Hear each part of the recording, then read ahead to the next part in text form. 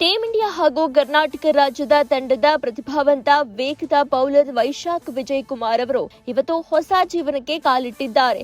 ಬೆಂಗಳೂರಿನಲ್ಲಿ ನಡೆದ ಅದ್ದೂರಿ ಸಮಾರಂಭದಲ್ಲಿ ವೈಶಾಖ್ ತಮ್ಮ ಬಹುಕಾಲದ ಗೆಳತಿ ಸಾಗರಿಕಾ ಅವರೊಂದಿಗೆ ದಾಂಪತ್ಯ ಜೀವನಕ್ಕೆ ಕಾಲಿಟ್ಟಿದ್ದಾರೆ. ಬೆಂಗಳೂರಿನ ಮೈನ್ ಪ್ಯಾಲೇಸ್ನಲ್ಲಿ ನಡೆದ ಈ ವೈವಾಹಿಕ ಸಂಭ್ರಮಕ್ಕೆ ಕುಟುಂಬಸ್ಥರು, ಆಪ್ತರು ಹಾಗೂ ಕ್ರಿಕೆಟ್ ಲೋಕದ ಗಣ್ಯರು ಸಾಕ್ಷಿಯಾದರು. ವಿಶೇಷ ಅಂದರೆ ಸ್ಯಾಂಡಲ್ವುಡ್ನ ಬಾದ್ಶಾ ಕಿಚ್ಚ ಸುದೀಪ್ ಅವರು ಮದುವೆಗೆ ಆಗಮಿಸಿ ನವ ಜೋಡಿಗೆ ಶುಭ ಹಾರೈಸಿದ್ರು. ಸುದೀಪ್ ಅವರ ಭೇಟಿ ಮದುವೆ ಮನೆಯ ಕಳೆಯನ್ನ ಹೆಚ್ಚಿಸಿತು.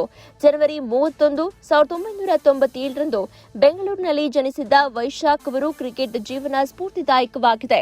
ಆರಂಭದಲ್ಲಿ ಬ್ಯಾಟರ್ ಆಗಿ ಕರ್ನಾಟಕದ ಅಂಡರ್-16 ತಂಡವನ್ನ ಮುನ್ನಡೆಸಿದ ಇವರು ನಂತರ ವೇಗದ ಬೌಲರ್ ಆಗಿ ರೂಪಾಂತರಗೊಂಡರು.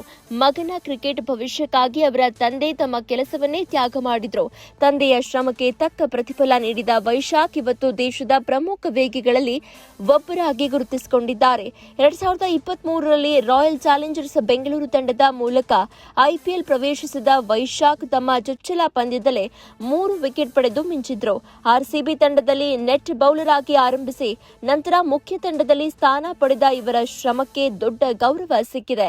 ಇತ್ತೀಚೆಗೆ ನಡೆದ 2025ರ ಐಪಿಎಲ್ ಹರಾಜಿನಲ್ಲಿ ಪಂಜಾಬ್ ಕಿಂಗ್ಸ್ ತಂಡವು ವೈಶಾಖ್ ಅವರನ್ನ 1.80 ಕೋಟಿ ರೂಪಾಯಿ ನೀಡಿ ಖರೀದಿಸಿದೆ.